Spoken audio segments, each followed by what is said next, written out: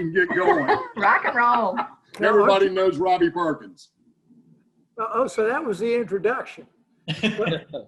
Okay, are we live, Peter? We sure are. We're ready to go. All right, we're live. Well, my name's Robbie Perkins, and just want to say hi to everybody in this virtual world that we live in. We've got 10 of the outstanding economic developments from Central North Carolina across the Piedmont Triad here to talk about what they're seeing out there in the field to try to recruit jobs and economic development to our region. Just to kick this thing off, I wanted to say that we're living in a different world. There are going to be winners and there are going to be losers. But I firmly believe that those of us that are living in North Carolina, and particularly the Piedmont Triad region, are going to be among the winners as we come out of this COVID environment. Every time you pick up a newspaper, you're seeing that people are getting tired of the big urban areas and they're looking for somewhere else to go. And frankly, we are it.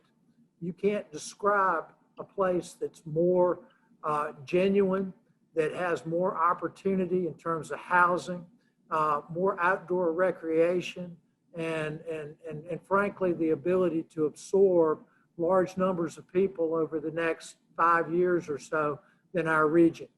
We have the infrastructure, we have the know-how, and we're right friendly to folks when they come in here. So I'm looking at the bright side of this thing, thinking that our region is really going to come out on top.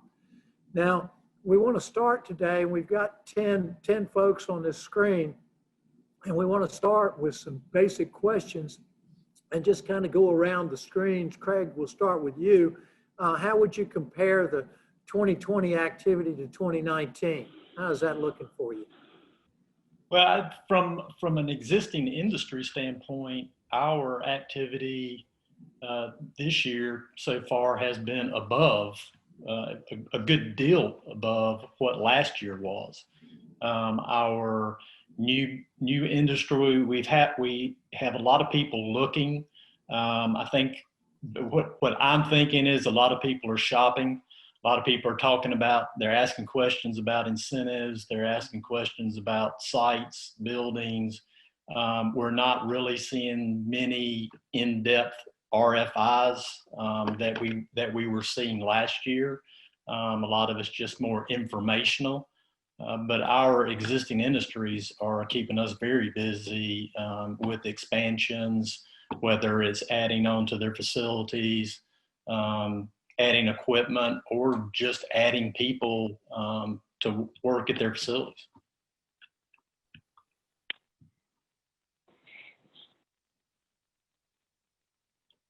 Todd, you're next. Yeah, I would echo what Craig was saying. Quite honestly, for us in Surry, January and February this year was really down.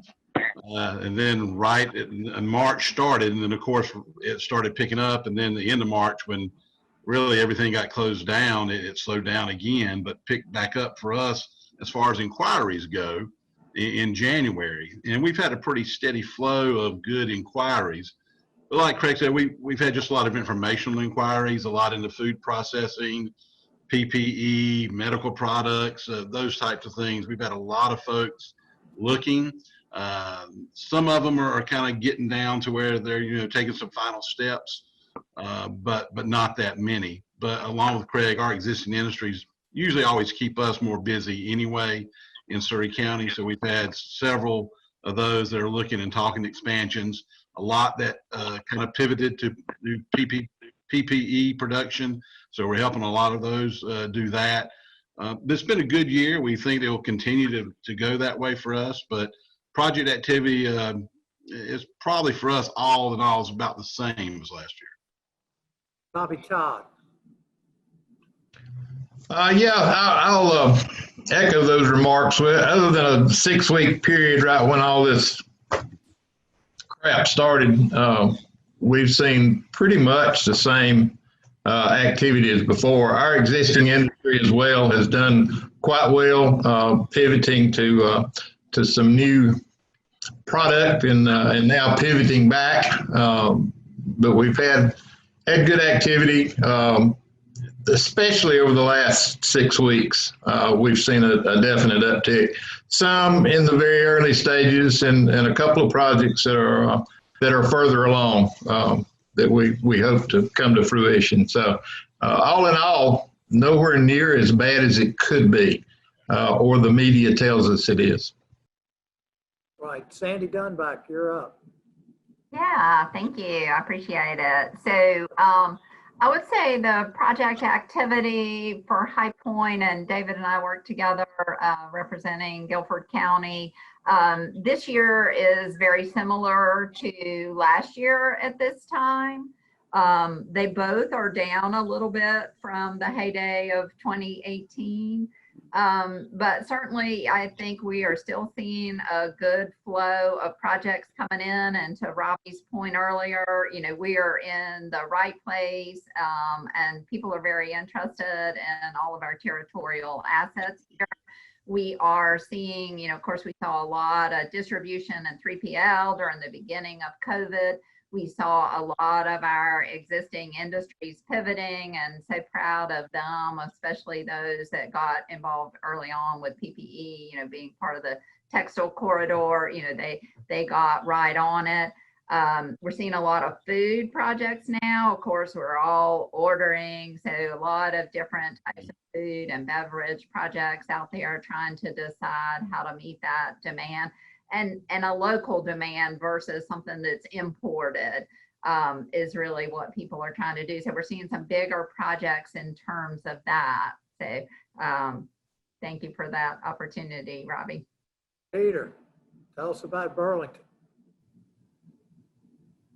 Certainly, and I won't tread too much on what Mac has to say in the greater county picture, but we've seen some very robust activity in Alamance County with projects of many different sizes, some good, interesting entrepreneurship and new technology products that have been developed that are good projects for us. And also some very large projects, obviously, as Sandy mentioned, in 3PL and food, in delivery and logistics. Those have been very strong industries. LabCorp, of course, is headquartered in Burlington, and they have their highest volume PCR testing center here in the city. They have been churning out COVID tests left and right, have been hiring extra people to conduct those tests. So our airport and their delivery routes have been jam-packed with testing activity. We've also seen a very remarkable increase in small business and our downtown businesses. We're putting a small video together on an annual report for downtown Burlington. We're going to be adding 5 new bars and eating places in downtown Burlington the next year. And some of our long-term tenants have now bought properties that they're going to be owning rather than leasing in our downtown. So a nice bright spot for downtown Burlington and some of those small business owners, and some exciting stories and new products coming up that hopefully we'll be able to announce soon with help from the state. Great. Kevin, tell us about Randolph County. Your activity up, I hope? Our activity actually is up here in Randolph County. So we're tracking ahead of where we were last year at this time. And as with the others, we're seeing a variety of different types of projects, some of those in the new business and industry sectors and the attraction side, but we also have several, good handful of existing industries that are looking at expansion as well. So all in all, things are good here in Randolph County. We just have to convert some of those into not just project, but get those folks on the ground. So that's what we're working on right now. And everything at this point is looking surprisingly good given everything that's been going on over the last 6 months or so. Good. Lee, tell us about Rockingham. Okay, thanks. To a lot of the other folks' point, we have had an increase in activity. Last year, just for example, I think we worked 49 total projects. I have worked or are working, 63 now. So activity is definitely up on traditional economic development, as well as our small businesses at our downtowns. So, I tell everybody this is the weirdest recession I've ever seen in terms of, how new businesses are opening, new developments where another 725 home development in Rockingham County. So it's a lot of activity going on here. Great. Terry, tell us about what's going on in Davie. Not to be redundant, but activity is great. Closing deals is hard. Not much has changed there. I will say broker-driven deals is way up. So broker-driven deals for us is a sweet spot because we don't have to compete with 4 or 5 different states when we deal with that. But we have product, so it's driving our activity. I've got 3 vacant brand new buildings. I got 3 graded pads ready to go. So for that reason, we're seeing activity. Great news. Laura, tell us about Winston-Salem. Thank you. So yes, we've seen some, and truly, I've been here for a month. So some of this is, before my time in Winston-Salem specifically, but I saw a lot of the activity from the state level as well, but similar activity to what the others have said. We're working closely with our existing industries, some that have pivoted to the PPE, but also others that are looking at increases and expansions. We've seen some specific pickup in industries. Food manufacturing was one of those, heavy industrial uses, and then biotech, which we've been glad to see that those industries are what we're working toward.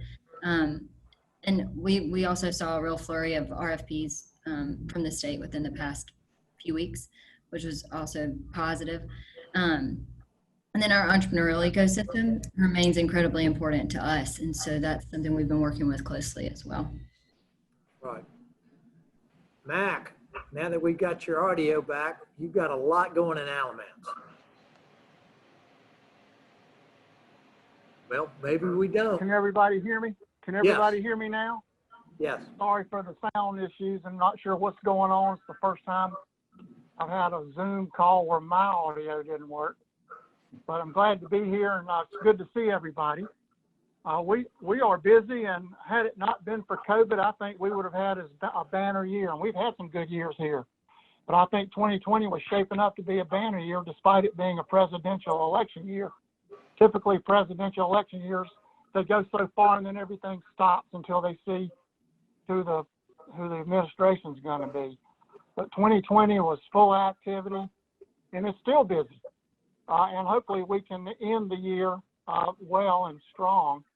I won't echo too much more than what everybody else has said. We're very blessed to have good product to be able to offer, which I think is why we have some of the activity that we do.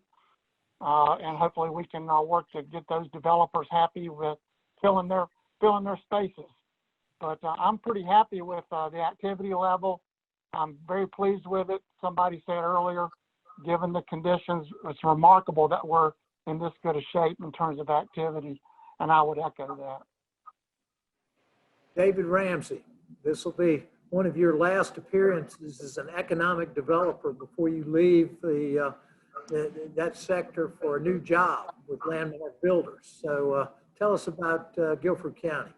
Thank you, Robbie. And yeah, this won't be one of my last appearances ever, I hope. Maybe just with a different background. But I would echo, exactly what those have said. Especially, I think Lee had an interesting comment. This is the most schizophrenic recession I've ever seen. Maybe because it's, there are all kinds of factors involved in that. But I do think that there are significant winners and losers in this reshuffling that we see out there around the globe. I think that in North Carolina, we're going to be on that winners column, and we've already seen it with project activity. As everybody on the call has said, and my colleagues have said, distribution is very hot. There are all kinds of opinions around distribution, and I would cite some examples maybe later of distribution can also yield manufacturing and back office and headquarters. When those supply chains are established, other industries tend to follow. And so, we're excited about that. We really see, that sector, almost on fire right now because the consumer is changing. Any trend that was taking place before COVID-19 really accelerated. We have no idea what the new trends will be after COVID, but anything that was already in place think of, the Amazon effect and these types of things, has really been accelerated. And we've really seen that gain, especially on the logistics side here in the Triad. So, when you compare and contrast last year and this year, I would actually say from a project standpoint, it's actually a better year than 2019. And I don't think that many people would have guessed that. So, we have to keep going. We have to keep that positive business environment going in order to see the continued activity. Well, guys, I really like what I'm hearing so far. I mean, there's optimism out here from our economic development professionals. Activity is strong, and we are making some deals. So let's talk about the significant development projects in your respective territories or jurisdictions. Jump in there and tell us about what's going on in your part of the world. No particular order. If anybody just feels like they got to tell us about a new project, just take the floor and let her rip. But what I want to convey to our audience is that we are in the right place. I want to get some enthusiasm out there in the marketplace and see if we can make this a contagious positive infection instead of a negative virus. Who wants to be first? This is bragging time. Sandy Dunback. Sure, I'll go first. So so significant developments, again, I do think there's so many good things going on, and I know my colleagues here have a lot to share. So let me just say, the Amada project that announced a year ago, under construction for 2 of the buildings of the 3 that they will ultimately locate in North High Point and Premier Center, just a first-class Japanese company that's going to ultimately invest $125 million. So metalworking machines is what they're doing. And it is truly a beautiful facility that they have built there. So I would encourage you to take a look at that. They're hiring, they're good, high wage jobs. So excited about that.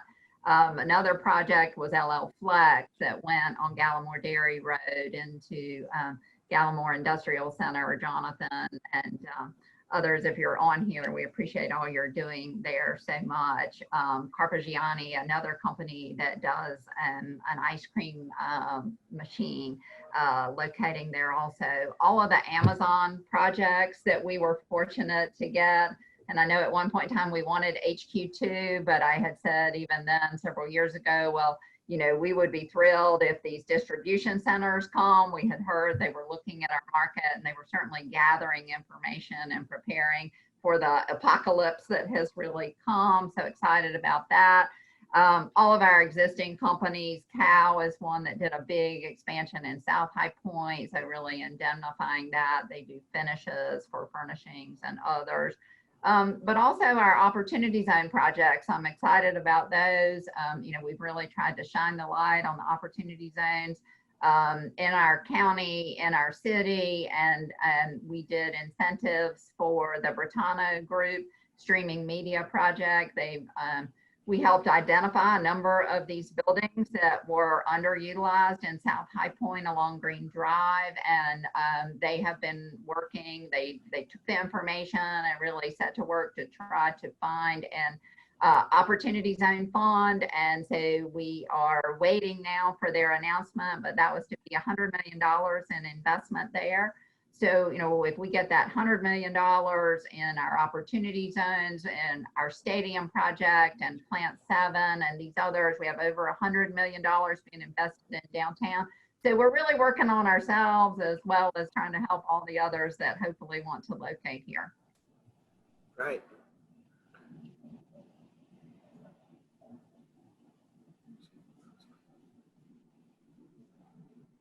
Robert, you have panelists or participants? Well, Anybody? I'm not going to call on people to brag. They can jump right in there. Terry, you go ahead.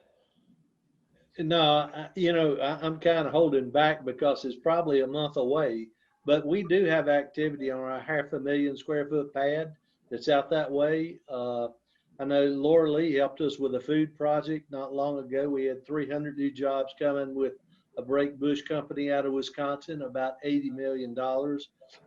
I got 3 local expansions that are going on. Just about every factory we have is working 6 days a week. Our problem is labor. We can't find people. Ashley Furniture is pinned in 600,000 square foot expansion, waiting on people. Wow. Wow.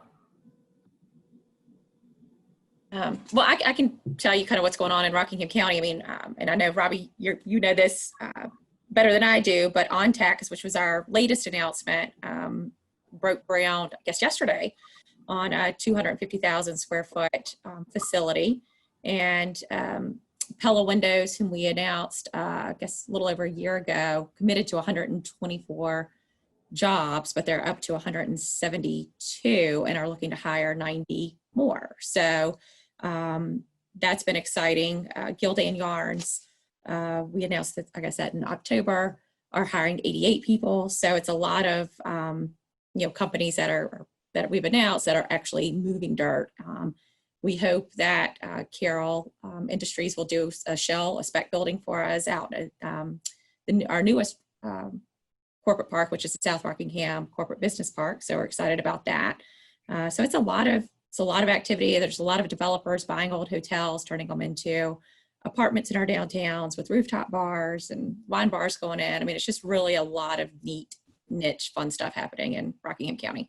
Very exciting. Well, in Davidson County, 3 years ago this time, GRRA announced that they were going to do a 3-phase project. First phase was going to be 300 million and 400 jobs. They're going to be open in that later this year, phase 1. And the investment's going to be $200 million above what they initially projected. So that's good for that park. The city of Lexington and a local developer teamed up together and started another park, industrial park in Lexington that's fully served. And then we've had companies like Mohawk and Halyard Health and others that so far over the last 12 months have done cumulatively about $300 million of capital investment. So there is a lot of that. We haven't been seeing a whole lot of distribution, but when our I-85 Corporate Center was created, it was created as a manufacturing park, and the county owned the property so that they could hold out for manufacturing. We have looked at some distribution, but that's something that we're going to need to add to our arsenal moving forward, just like some other people have said, for the other things that it does bring that really hasn't been thought about before. Robbie, I'd add in Surry County, we've kind of got some good things going across the board. Had a lot of turnover in retail and commercial space, especially in Mount Airy. We've lost some national chains that have had some tough times throughout the U.S., but we've added a couple of more. We've added some stuff downtown Mount Airy, added some new fast food like Chick-fil-A and Elkin, things of that. So we've had a really good increase overall in retail and commercial development. And also we've had one of our local companies, Cardinal CTs, just finishing up a small expansion of their manufacturing facility, hopefully getting ready to start another larger one. We've got Steel Buildings and Structures, Inc., which is a steel buildings components manufacturer, finishing up their 35-acre campus they've got in the Piedmont Triad West Corporate Park. They've been working on that for about a year, getting that straight. We're getting ready to have, hopefully, a kind of a data center operation that will be opening up on 13.9 acres in Piedmont Triad West. They share cloud space and do that space in a bidding process. And there's kind of a unique situation, but they're getting through the permitting process right now. And hopefully we'll start construction on that here in the next month or so, we believe. We'll get that put in the ground. But things are going well. We've seen a lot of turnover in some of our other retail markets, but we've had a lot of it take place where they left out. So nothing but good things we see ahead. Kind of like Terry, a lot of our companies who laid off and furloughed people are bringing people back, and now some of the challenges are finding enough people and getting enough people to come back and be a part of this new growth for a lot of them. So we're out there trying to beat the bushes on the workforce side, as well as trying to bring new in and help grow what we've got. So good things happening here. Robbie, I would also say, just for Greensboro and Guilford County, echo, of course, Sandy's comments, but, we see a ton of activity in Eastern Guilford County.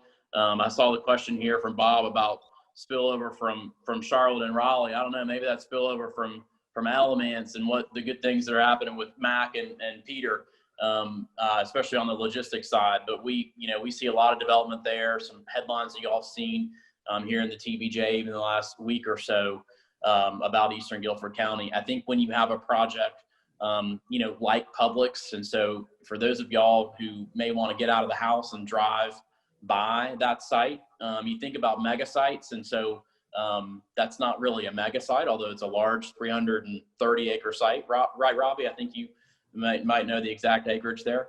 That's completely cleared, and there's a bunch of dirt in the air, which is exciting for all of us. And so when you look south of there, at places like Carolina Corporate, there's some very interesting things going on in that area as well that haven't happened in decades. Rock Creek is on fire. We announced the pre-pack project a couple of weeks ago. If you try to find a desk for you or your student or whatever, you can't find one. And so this is the type of furniture that this company is making, and they need to be in our market. And it's a Canadian-based company that will have their first manufacturing operation here in Guilford County, unincorporated there in Winston and Rock Creek, on a spec building that I don't think really sat for lease very, very long. I don't think any moss grew on that sign. And so there is a ton going on in that part of the county. So as long as you can put some of the major headlines down and look at what's going on just in our microeconomy here in our region, it is extremely positive. And then when you look at on the office side, I just saw this morning that JP Morgan Chase is going to send some of their employees back on an abbreviated schedule. The office is not going to die. We can't onboard new people. We can't, do these types of things without a real office. And so I think that we're going to see that in 2021. I think our region, and I think all over North Carolina, I think Charlotte included, even though it's a large city, will continue to see these office projects move out of certain established markets like the Northeast, like California. I think that state will continue to see an exodus of certain office projects. We look at Fresh Market, which was a fantastic, homegrown project with a lot of collaboration between Greensboro and High Point coming to downtown Greensboro. Earlier this year, Syngenta is still looking at that move. Y'all, you can't Zoom R&D. And so you've got to be in an office. I hope you don't anyway. I hope we don't. And so, I think we'll see some more news on that front as well. And so I think it's very balanced. And I think, there are regions in this country that are not having this conversation because they just probably weren't as situated quite as well as we are. I don't think it's necessarily all, rainbows and sunshine and that kind of thing. I think we'll see some headwinds for sure with something like this that we're dealing with.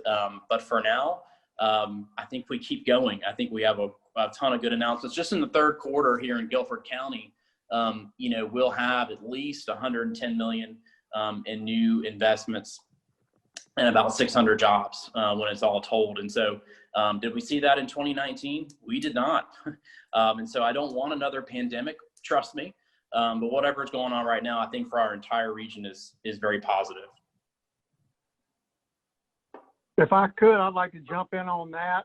We're impressed with all the successes that all of my colleagues are having, and we hope that we can add to that list of successes with one that we've got on the hook right now.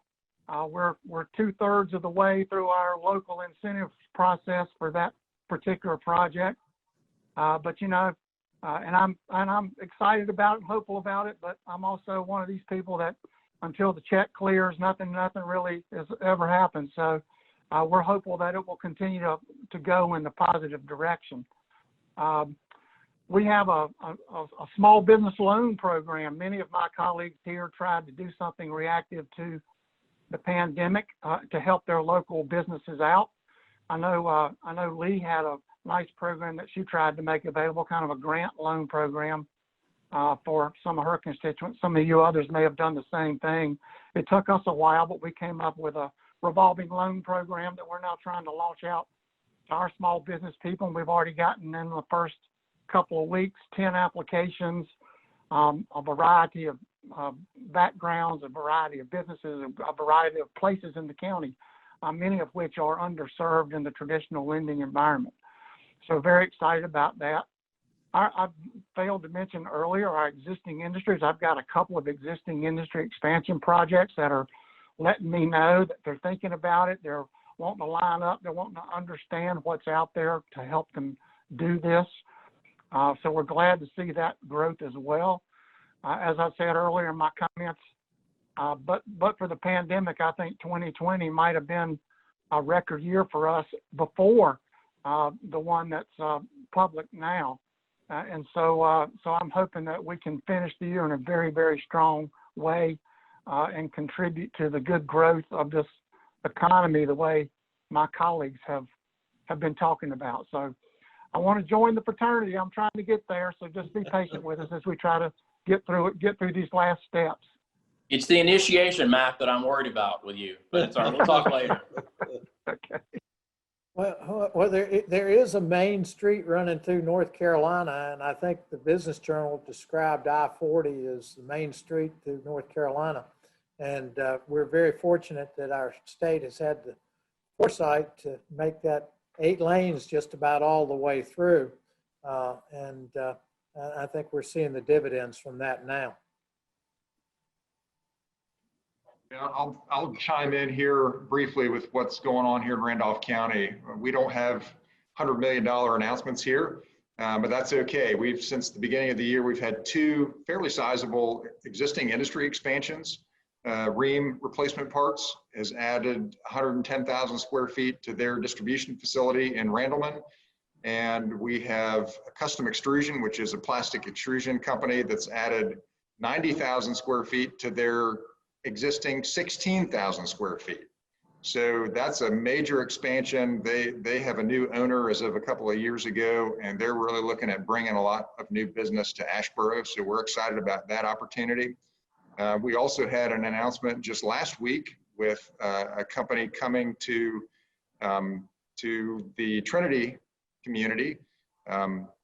It's an established North Carolina company already, Jerry's Artorama. It's an art supply company. They've got a couple of retail facilities, and now they're opening up a subsidiary called MG Art Products. And they're taking an existing building. It's about 40,000 square feet. They're renovating that, and they're going to move in some production. So we're excited about that opportunity. That's going to be about 20 jobs over the next couple of years, and a total of probably close to 45. So that type of job creation really is a sweet spot for Randolph County. So we're excited to see those small incremental steps as we move forward and grow the economy here in Randolph County. So some good things happening here as well. That's outstanding. We're all hopeful that you'll just skip over those $100 million announcements and get us a couple $1 billion deal down on the mega site. And then everybody on this call will be seeing other things happen. That's right. We're still very much working on all of that as well. And I'm sure everybody saw a few months ago, we flew a plane over Tesla saying, hey, why don't you come on out, check out North Carolina and the Greensboro Randolph mega site. So we know that Tesla had made an announcement somewhere else, but that was a great marketing push. We got a lot of press out of that. And just to be able to publicly tell everybody, look, you may not be hearing stuff about the mega site every day, but we are very much actively marketing this site, and there's still stuff going on, and we're very bullish on that site. And and we've got some patient money as the owners of that site. So we're going to get a good program out there, and and get us a billion or $2 of investment that'll benefit everybody in the entire region and across the state. So we're very much excited about that as well. Anybody else got an announcement they want to make? We've got a company coming into East Bend that manufactures pull behind trailers.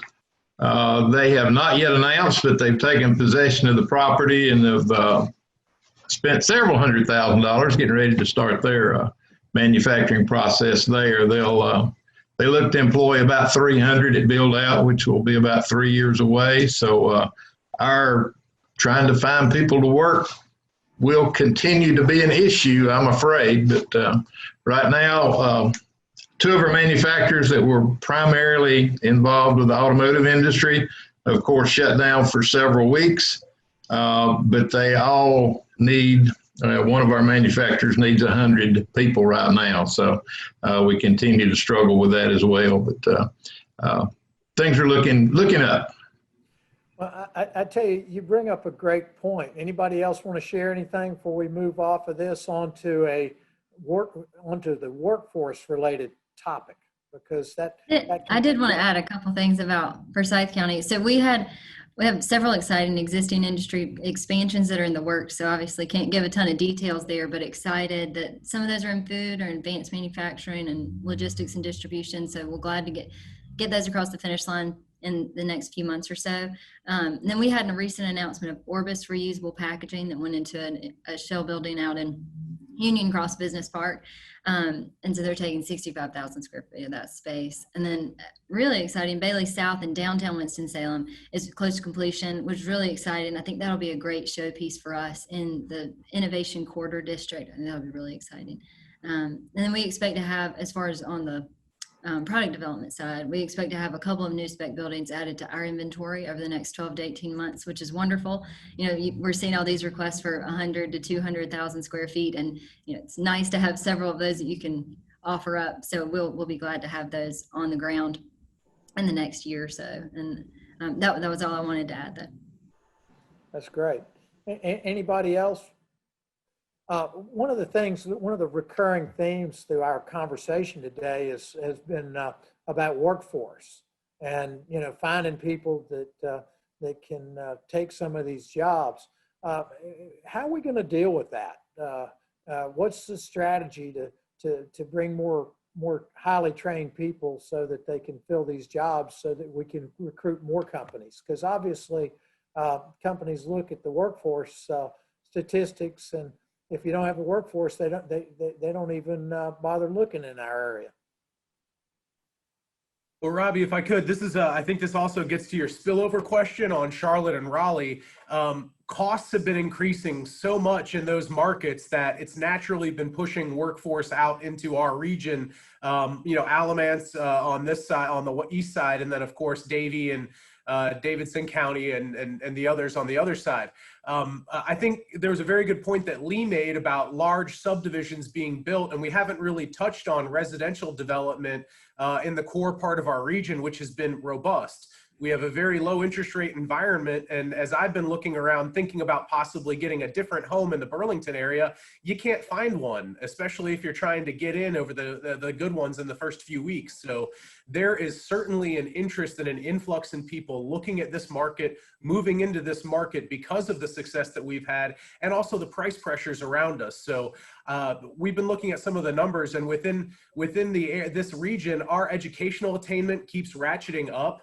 The value, the average annual wage of each of our community keeps ratcheting up. So those are strong quality of life factors that are continuously being raised. And when you have something like the NC Corps Talent Attraction website that does a great job of encapsulating all those positives and selling them to people, it's going to continue bringing folks to our area. So I know Alamance has experienced, and Mebane especially, explosive residential growth. And that's going to be a trend I think you'll see as the Charlotte and Raleigh markets get more expensive and push into our areas. Craig, are you seeing some push up toward Davidson County from Charlotte? We see some, quite frankly, a lot of what we see, especially with new industries, is people living closer to Charlotte because they have the inventory and we don't. We don't have very many apartments. The houses that are good houses get gone quick. We have very little inventory. A lot of people are living down at High Rock Lake now full time because that's where they can live, and it's still very affordable. So we don't see a lot of growth in Thomasville and Lexington because people can drive up. You know, and we do have a challenge with jobs in Davidson County. Our wages keep getting higher, but I just don't think we're ever going to solve the employment issue until, as a state, we solve the education issue and how we teach and what all the regulations and all the stuff that's wrapped around how we do school in North Carolina. And we're not alone. I mean, we're not on an island in North Carolina as the only people that have employment issues. It's every community, it's every state. You know, before COVID happened, if you went to any kind of conference, that was the number one thing everybody was talking about everywhere. But, you know, now we've got the situation that our existing industries are doing well. New industries are coming here because they're fleeing all the other places, and it's just putting more pressure on us. Hopefully we'll get better facilities in our community colleges. We'll get better education for people that want to go take other paths and get those jobs, to get those careers that are going to pay them a lot more over a 10 to 15 year period than somebody doing something that people would consider high wage, but they're spending a good chunk of their money paying down debt on their education every year. Yeah, one of the things that is going to attract people to our area is, and we've been talking about it for years, is quality of life. But this COVID thing has really highlighted the outdoor activities that people now have discovered. I mean, you can't buy a pair of running shoes. You got to order it and wait 6 weeks because everybody's bought them. So, you know, Lee, tell us about some of the exciting things that are happening in Rockingham County, particularly as it relates to the whitewater stuff. Yeah, so it's been really interesting to see and look at numbers for even the Mayo State Park, for example. Visitation is up over 200% from last year. We have a new outfitter for the river they take tubers down. They're averaging 400 to 500 people a week, and they come from all over the place. So they're doing a great job of taking information down for where the folks are coming. So they're coming from Virginia, they're coming from North Carolina, I mean, of course, North Carolina, but you know, the Triad, Charlotte, Raleigh, even down to South Carolina, people from New York. I mean, it's just been interesting to see how far people are traveling to come to the Triad, and then finding their way to Rockingham County. There's a lady, for example, that's renting an Airbnb for a month from Atlanta who just wanted to escape kind of the city life.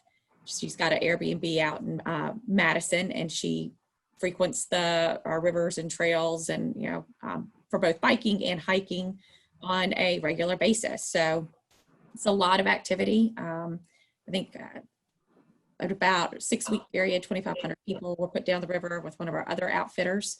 So it's been really, really interesting. Our sales tax for the county, just, you know, to put this in perspective, is actually up last year. And at the worst of April, it was only off 0.9%. So again, this is one of the weirdest, you know, times I've ever seen in terms of the economy. So we really haven't felt any negative impacts in Rockingham County at all. And Robbie, I would also just add to the workforce point there. I mean, yeah, this is an issue that's all over the nation. The unemployment rate is higher. We're all looking for skilled people. There's no doubt about that. The tailwind that we have here in North Carolina is people actually moving here. You know, a few years ago, I sat at a COO's office for a manufacturer in Ann Arbor, Michigan, No, it was not an OEM. Who said, hey, the person before you a few days ago was the governor of Michigan, who was telling me to stay here. And I know people are leaving this state. And so people are coming here. I think that's a tremendous tailwind for us. And people really want to see action. I mean, they want to see things in motion. They may not mind a little bit of traffic, not too much traffic, but a little bit of traffic. We are obsessed as a country with attracting millennials. And that, there's another generation behind them that we're trying to do that. But the common thread here is that they want to see action. They want to see things happening in a state, in a community. If you come into any of these regions or counties on the phone, if you come into Guilford County, from the west, and you get a bunch of red dirt on your windshield, we're sorry, we're not sorry. This needs to continue. If we get a big user at the mega site in Randolph County, some people will say, my goodness, we're going to take all of that labor. No, and that labor tends to come. And if you don't believe me, look in. And I guess it's we're an hour in, the first time someone's mentioned it. Look at Greenville, South Carolina. I mean, people are moving in the upstate of South Carolina because success yields success. And so I think that, we've really got to continue to mash on the accelerator, if you will, because we will continue to see people come. I do agree with Craig in that skill set, and training for technical skills and real usable skills is very, very important. But the more success that we see, I think we will definitely see people move here. It sounds kind of a little bit backwards, but it actually works. No one wants to move to an area or a state that has nothing going on. And so it's up to us to keep that ball in the air. Yeah, I agree with that, David. Success does breed success, and I think as a group, we just need to sell that the jobs are here. Peter, I think, attributed to the website that's been built specifically for that purpose by the partnership. And so that's the intent, is to sell the opportunities that are here. The other thing we've got going for us are all the universities and the students that are, I know they're not there right now, but typically, we've got 30, 40,000 graduates a year. When you add all that up to all these students, that's a heck of a resource on an annual basis that we have to tout as part of our workforce here. And so I agree with you. We've got a lot to sell to get companies to come here. And if the companies do come here, then we've got a lot to sell that they're here and welcome other people to come as well and move in. And to add on to that, I think one of the pieces that will happen from COVID, is working remotely, and Greensboro and Winston-Salem were both ranked in the top 15 communities in the nation for newly remote workers. And some of the things that gauged cost of living, Wi-Fi speeds, delivery options for food and things like that, parks per capita and affordability overall, and then proximity to airports. So I think we really have a strong story to tell from that standpoint. And as David was mentioning, it's more that millennial workforce that's open to it, but I don't think it's just that demographic. I think it could be across the board. People got used to enjoying working on their porches and thought, okay, well, maybe I can make this a full-time deal. So I think some of that remote work piece may be permanent for certain people, but we also have a lot of the other amenities that can really work to our favor. For when those people are here, we can capitalize on that and then, turn them into workers in our existing industries.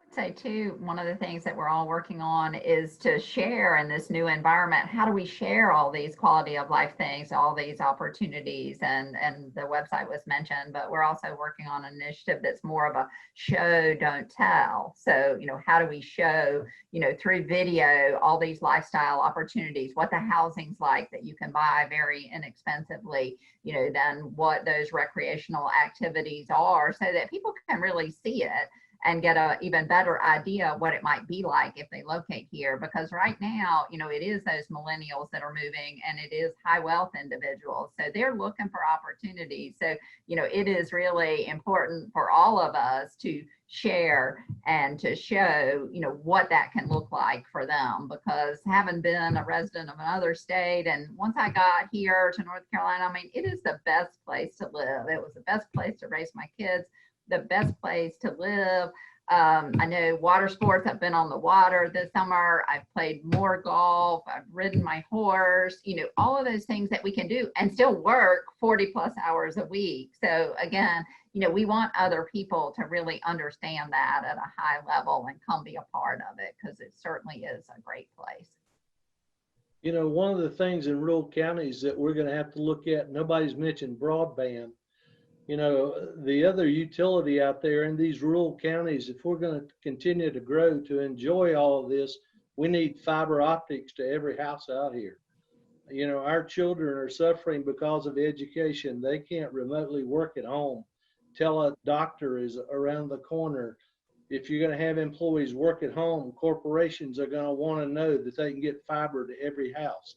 So broadband is a big issue that we all in rural America need to be looking at.